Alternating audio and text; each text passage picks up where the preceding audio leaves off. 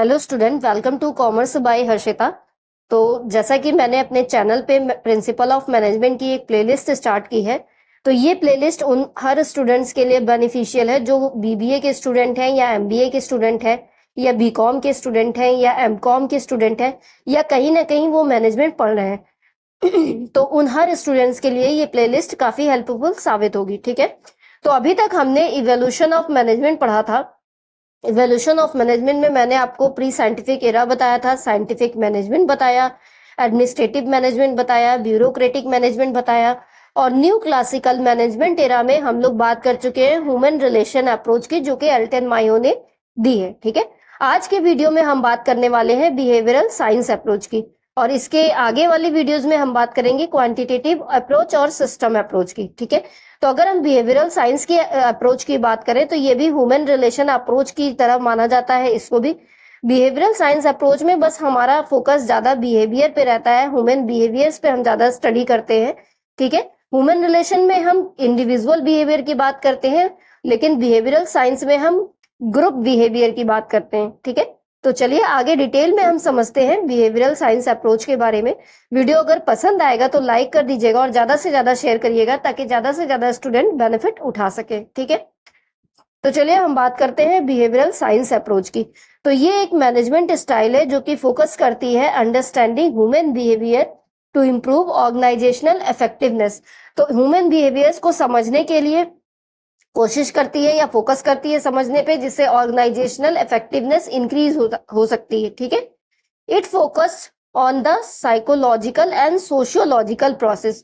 ये mainly psychological और sociological process पे फोकस करती है, जैसे कि एटीट्यूड कैसा है, मोटिवेशन कैसा है, ग्रुप डायनेमिक्स कैसे हैं, ये सारी चीजें। ठीक है, दैट इन्फ्लुएंस एम्प्लॉय परफॉर्मेंस, जो कि एम्प्लॉय की परफॉर्मेंस को इन्फ्लुएंस करते हैं। ठीक है, उसका मोटिवेशन उसको इन्फ्लुएंस करता है, उसकी साइकोलॉजिकल या सोशियोलॉजिकल थिंकिंग उसकी इन्फ्लुएंस करती है उसको। ठीक है, तो ये सारी चीजें हैं। द क्लासिकल, अगर हम क्लासिकल अप्रोच की बात करें तो क्लासिकल अप्रोच हमारी किस पे फोकस करती थी? वो केवल काम पे फोकस करती थी, प्रोडक्टिविटी पे फोकस करती थी कि एम्प्लॉय से ज्यादा हम इफिशिएंट और इफेक्टिव तरीके से काम करा सकते, हम अपनी प्रोडक्टिविटी को इंक्रीज करा सके। ठीक है, कैसे कोई एम्प्लॉय बेस्ट और इफिशिएंट वे में काम कर सके, हमारा फोकस उस पे रहता था। लेकिन जो हमारी बिहेवियरल साइंस अप्रोच है वो फोकस करती है, उसमें मैनेजमेंट फोकस करता है एम्प्लॉयज पे, कि हमारे एम्प्लॉयज का बिहेवियर कैसा है, उनका एटीट्यूड कैसा है, उनकी परफॉर्मेंस कैसी है, इन सब चीजों पे ज्यादा फोकस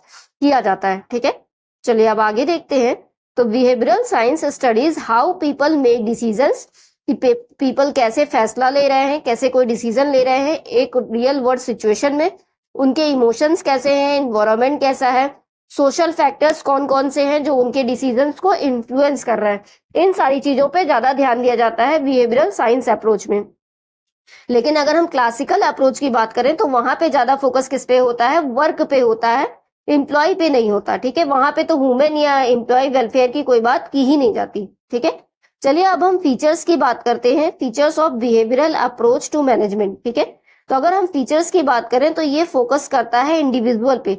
हमने पढ़ा है कि हम इंडिविजुअल बिहेवियर की बात इसमें करने वाले हैं, तो जो बिहेवियरल अप्रोच है वो एम्फेसाइज करता है इंडिविजुअल्स पे who perform jobs within an organization rather than solely focusing on the job itself। तो यहाँ पे हम जॉब पे उतना फोकस नहीं करते जितना हम इंडिविजुअल और उसकी परफॉर्मेंस पे फोकस करते हैं। ठीक है, नेक्स्ट अगर हम फीचर की बात करें तो influence of social and psychological factors, यहाँ पे कहा जा रहा है कि एम्प्लॉय जो है वो इन्फ्लुएंस होता है सोशल या साइकोलॉजिकल फैक्टर्स पे, जैसा कि हमने ह्यूमन रिलेशन थ्योरी में पढ़ा भी था हॉथरॉन एक्सपेरिमेंट के बारे में, कि हॉथरॉन एक्सपेरिमेंट क्या होता है और एल्टन मायो ने इसमें क्या किया था। तो हॉथरॉन एक्सपेरिमेंट आपका एल्टन मायो ने कराया था, जिसमें उन्होंने बताया था कि क्या इम्पैक्ट होता है सोशल या साइकोलॉजिकल फैक्टर्स का एम्प्लॉय के मोरल या उसकी प्रोडक्टिविटी पे। ठीक है, तो ये भी आपका एक ह्यूमन रिलेशन मूवमेंट है, जैसे कि आपका ह्यूमन रिलेशन अप्रोच था, वैसे ही बिहेवियरल साइंस अप्रोच भी ह्यूमन रिलेशन मूवमेंट है एक तरह का। तो बिहेवियरल अप्रोच में क्या होता है? Associated with the human relation movement, तो ये ह्यूमन रिलेशन मूवमेंट से कहीं ना कहीं एसोसिएटेड है।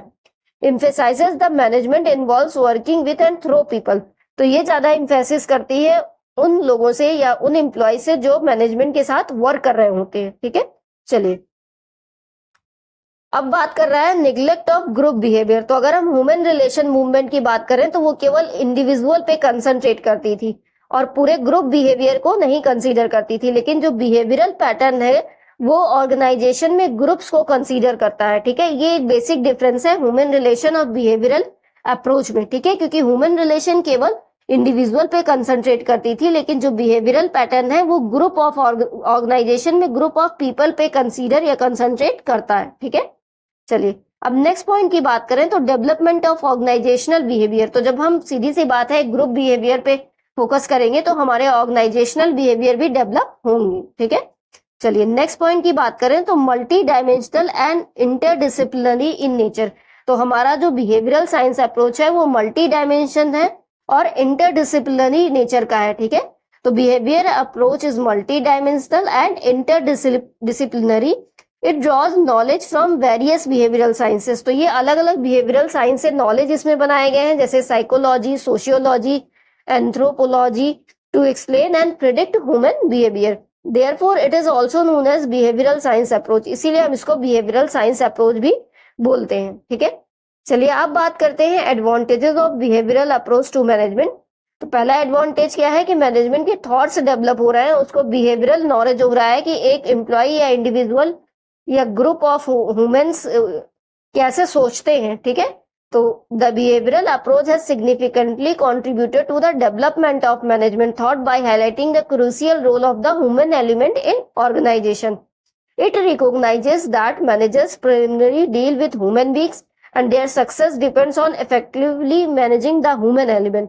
तो ये बात बिल्कुल सत्य है कि हमारे ह्यूमन एलिमेंट या ह्यूमन रिसोर्सेज मेन हमारी इफेक्टिवनेस को दर्शाती है। ठीक है, हम आप तभी इफेक्टिव हो सकते हैं, हमारा मैनेजमेंट तभी इफेक्टिव हो सकता है जब हमारे यहाँ काम कर रहे लोग इफेक्टिव हो। ठीक है, चलिए नेक्स्ट पॉइंट की अगर हम बात करें तो करेक्टिंग डिसॉर्शन ऑफ क्लासिकल अप्रोच।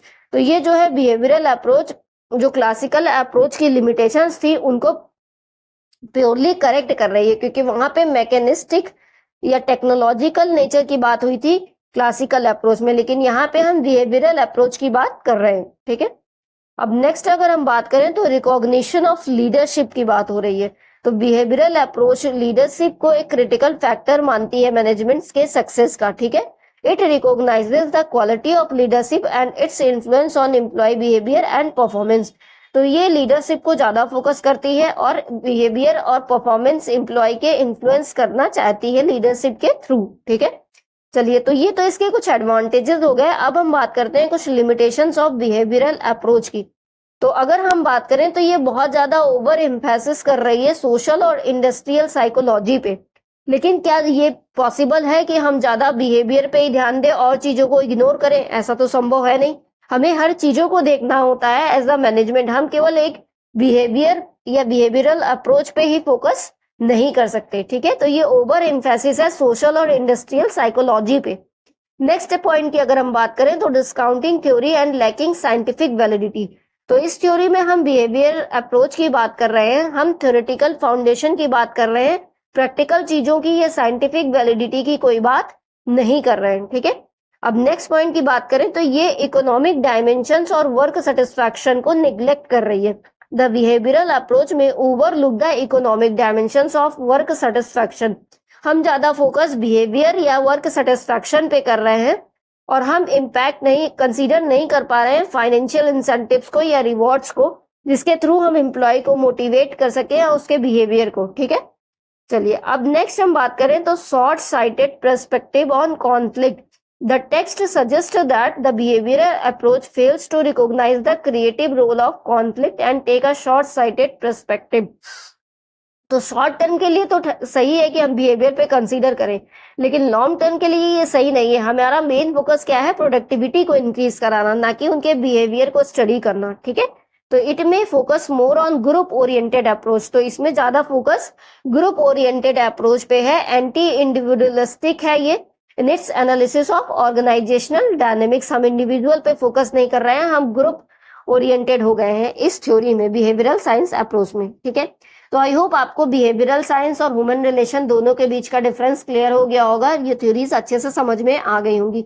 अगर आपको कोई भी डाउट हो तो आप कमेंट करके पूछ सकते हैं। अगर आपको इसका PDF चाहिए हो तो आप हमारा टेलीग्राम का चैनल पे ज्वाइन हो जाइएगा और इस वीडियो के नीचे कमेंट कर दीजिएगा ताकि मैं इसकी पीडीएफ वहां पे सेंड कर दूं। ठीक है, चलिए आगे देखते हैं। आज का थॉट अगर हम बात करें तो है कि शिक्षा की जड़ें कड़वी होती है लेकिन फल मीठा होता है। तो शिक्षा यानी कि एजुकेशन की जो रूट्स होती हैं वो बिटर हो सकती है, कड़वी हो सकती है, लेकिन उसका रिजल्ट हमेशा क्या होता है, स्वीट होता है, मीठा होता है। ठीक है, मतलब कि अगर आप कोई एजुकेशन ले रहे हो या कोई पढ़ाई कर रहे हो तो उसका फल हमेशा आपको मीठा ही मिलेगा, भले आपको उसकी जो है जड़ें कड़वी लगे। ठीक है, तो आई होप आपको समझ में आ गया होगा। वीडियो अगर पसंद आएगा तो लाइक कर दीजिएगा, चैनल को सब्सक्राइब कर दीजिएगा आगे के और वीडियोस देखने के लिए। Thanks for watching.